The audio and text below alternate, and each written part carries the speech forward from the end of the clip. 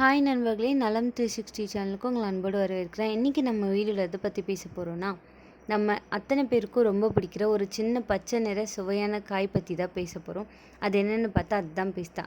நமக்கு பிஸ்தானாலே நினைவுக்கு வர்றது பிஸ்தா ஐஸ்கிரீம், பிஸ்தா ஹல்வா, பிஸ்தா மில்க் ஷேக், அப்படியே பிஸ்தா போட்ட பாயசம்.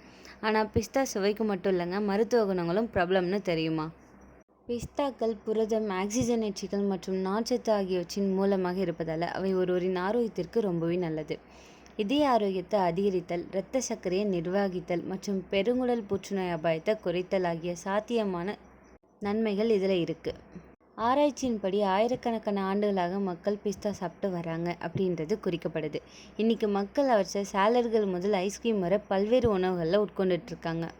அப்படிப்பட்ட பிஸ்தா சாப்பிட்றதால நம்ம உடம்புக்கு என்னெல்லாம் நன்மை கிடைக்கும், என்னெல்லாம் பக்க விளைவுகள் வரும், யாரெல்லாம் சாப்பிடலாம், யாரெல்லாம் தவிர்க்கணுன்றதை இந்த வீடியோவில் நம்ம தெரிஞ்சுக்க போகிறோம். அதுக்கு முன்னாடி நலம் 360 சேனலை சப்ஸ்கிரைப் பண்ணாதவங்க சப்ஸ்கிரைப் பண்ணிக்கோங்க, மறக்காமல் பெல்லைக்கான ப்ரெஸ் பண்ணிக்கோங்க. வாங்க வீடியோக்குள்ளே போகலாம். பிஸ்தாவில் பல அத்தியாவசியமான ஊட்டச்சத்து இருக்குது. தோராயமாக ஒரு 49 வறுக்கப்படாத உப்பு சேர்க்காத பிஸ்தாவில் என்னென்ன ஊட்டச்சத்து இருக்குதுன்னு இப்போ நம்ம தெரிஞ்சுக்க போகிறோம். கலோரிகள் 159, புரதம் 5.7 கிராம், கொழுப்பு 12.8 கிராம், கார்போஹைட்ரேட்டுகள் 7.7 கிராம், நார்ச்சத்து 3.0 கிராம், சர்க்கரைகள் 2.2 gram, magnesium 34.3 milligram, potassium 280 milligram, phosphorus 139 milligram, thiamine 0.25 milligram, vitamin B6 0.5 milligram. ஒரு நாளைக்கு பரிந்துரைக்கப்பட்ட வைட்டமின் B6 உட்கொள்ளல சுமார் 37% பிஸ்தாக்களில் வழங்கிடும். வைட்டமின் B6 உடலில் குறிப்பாக புரத வளர்ச்சிதை மாற்றம் மற்றும் அறிவாற்றல் வளர்ச்சி தொடர்பாக முக்கிய பங்கு வகிக்குது. இந்த பிஸ்தா பருப்புகள் மிக குறைந்த கலோரிகளை கொண்ட பருப்பு வகைகளில் ஒன்றாகும். அதாவது மக்கள் தங்களோட தினசரி கலோரி வரம்புகளுக்குள்ள எளிதாக பழகும்போது கொட்டைகளின் ஆரோக்கிய நன்மைகள் அனுபவிக்க முடியும். பிஸ்தாவில் 159 கலோரிகள் மட்டுமே உள்ளது. இந்த பிஸ்தா ஆக்சிஜனேற்றங்களால் நிரம்பியுள்ளது.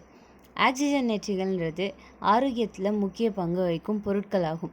அவை உடலின் செல்களுக்கு சேதம் ஏற்படுவதை தடுப்பதன் மூலம் புற்றுநோய் மற்றும் பிற நோய்களின் அபாயத்தை குறைக்குது. கொட்டைகள் மற்றும் விதைகளில் பல ஆக்சிஜனேற்ற சேர்மங்கள் உள்ளன. ஆனால் பிஸ்தாவில் மற்ற கொட்டைகளை விட சில ஆக்சிஜனேற்றிகள் அதிக அளவில் இருக்கலாம். பிஸ்தாக்கள் ஆக்சிஜனேற்றம் மற்றும் அழற்சி எதிர்ப்பு செயல்பாடுகளை கொண்டுள்ளன அப்படின்னு சொல்கிறாங்க.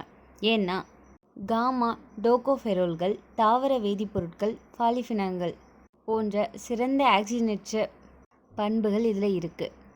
பிஸ்தா பருப்புகள் ஒரு வளமான மூலம்.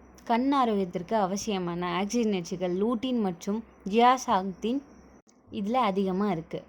லூட்டின் மற்றும் ஜியாக்சான்டின் ஆகியவை கண்புரை போன்ற நாள்பட்ட கண் நோய்களை உருவாக்கும் வாய்ப்புகளை குறைக்குது.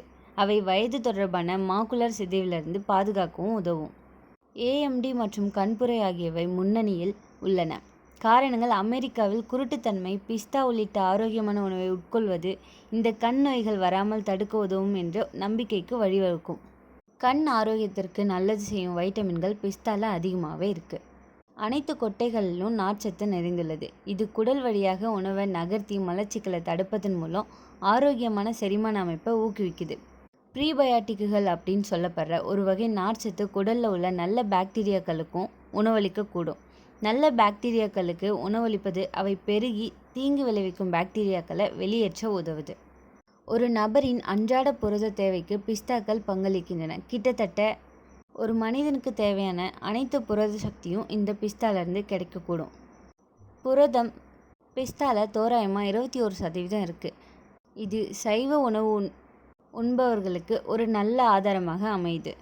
பிஸ்தாவில் குறைந்த கலோரி மதிப்புகள் மற்றும் அதிக நார்ச்சத்து மற்றும் புரத உள்ளடக்கம் இருப்பதால் எடையை கட்டுப்படுத்த விரும்புவோருக்கு அவை பயனளிக்கும்.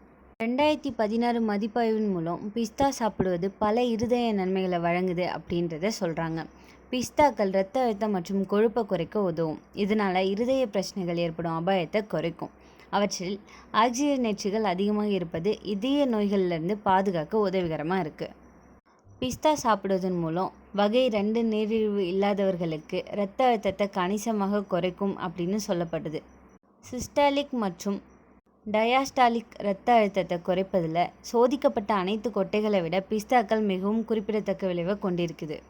பிஸ்தா பருப்புகள் குறைந்த கிளைசெமிக் குறியீடு கொண்டது. எனவே அவை யாராவது அவற்றை சாப்பிட்ட பிறகு இரத்த சர்க்கரையில் கூர்மையான உயர்வை ஏற்படுத்தாது. கூடுதலாக அவை ஆக்சிஜனேற்றிகள், கரோட்டினாய்டுகள் மற்றும் ஃபீனாலிக் கலவைகள் நிறைந்தவை.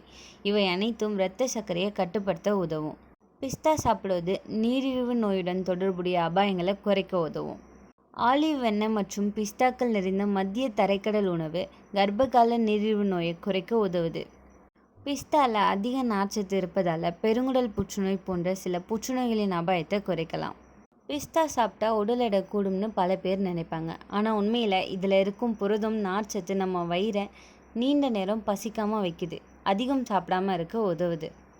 டயபெட்டிஸ் உள்ளவர்களுக்கு பிஸ்தா ரொம்பவே நல்லது. இதில் இருக்கும் நார்ச்சத்து மற்றும் ஆரோக்கியமான கொழுப்பு இரத்த சர்க்கரையை மெதுவாக உயர வைக்கும், இன்சுலின் சென்சிட்டிவிட்டியை மேம்படுத்தும். இதில் இருக்கும் வைட்டமின் இ ஆன்டி ஆக்சிடென்ட்ஸ் நம்ம தோலை பிரகாசமாக்கும், யூவி கதிர்களால் வரும் சேதத்தை குறைக்கும், முடி வளர்ச்சிக்கும் வலிமையை தரும். பிஸ்தாவில் zinc, vitamin B6, antioxidants அதிகமாக இருக்குது. இது நம்ம நோய் எதிர்ப்பு சக்தியை அதிகரிக்கும், குளிர், காய்ச்சல், வைரஸ் தொற்றுகளை குறைக்கும். இப்போது பிஸ்தாவோட பக்க விளைவுகள் என்னென்னு தெரிஞ்சுக்குவோம். பிஸ்தா ஆரோக்கியம்னு சொல்லி ஒரு பாக்ஸ் ஃபுல்லாக சாப்பிட்டா உடல் எடை கூடும். ஒரு கைப்பிடி பிஸ்தா போதுமானது. மார்க்கெட்டில் கிடைக்கும் சால்டட் பிஸ்தா ரொம்ப சுவையாக இருக்கும், ஆனால் அதில் இருக்கும் அதிக உப்பு இரத்த அழுத்தத்தை அதிகரிக்கும். இது இதய நோய் அபாயத்தை அதிகரிக்கும். எனவே உப்புள்ள பிஸ்தா அபாயத்தை கூட்டும். ஒரு சிலருக்கு பிஸ்தா சாப்பிட்டா தோல் சிரங்கு, வீக்கம், சுவாச பிரச்சனை வரலாம். கல்லீரல், சிறுநீரக கற்கள் போன்ற பிரச்சனை இருக்கிறவங்களுக்கு பிஸ்தா அதிகம் தேவையில்லை. இதில் ஆக்சலேட் அதிகமாக இருக்குது. ஸோ குறைவான அளவு தான் உட்கொள்ளணும். மொத்தத்தில் பிஸ்தா ரொம்ப ஆரோக்கியமான ஒரு நல்ல உணவு தான். ஆனால் மிதமாக சாப்பிட்றது தான் மருந்து. உப்பு இல்லாத, கச்சா அல்லாத, லேசாக வறுத்த பிஸ்தா சிறந்தது. ஒரு நாளைக்கு ஒரு கைப்பிடி போதுமானது. அதிகம் சாப்பிட்டா நல்லது கூட கெட்டு போகும். பார்த்தீங்களா, இத்தினூண்டு இருக்க பிஸ்தாவில் எவ்வளோ நன்மை இருக்குது. அதை சரியான முறையில் சாப்பிட்லன்னா அதுவும் கெட்டது தான். ஸோ அளவாக சாப்பிட்டு ஆரோக்கியத்தை வளர்க்கலாம். இந்த வீடியோ பிடிச்சிருந்துச்சுன்னா லைக் பண்ணுங்கள், ஷேர் பண்ணுங்கள், மறக்காமல் நம்ம சேனலை சப்ஸ்கிரைப் பண்ணுங்கள். இன்னொரு அற்புதமான வீடியோவில் உங்களை சந்திக்கிறேன். பை.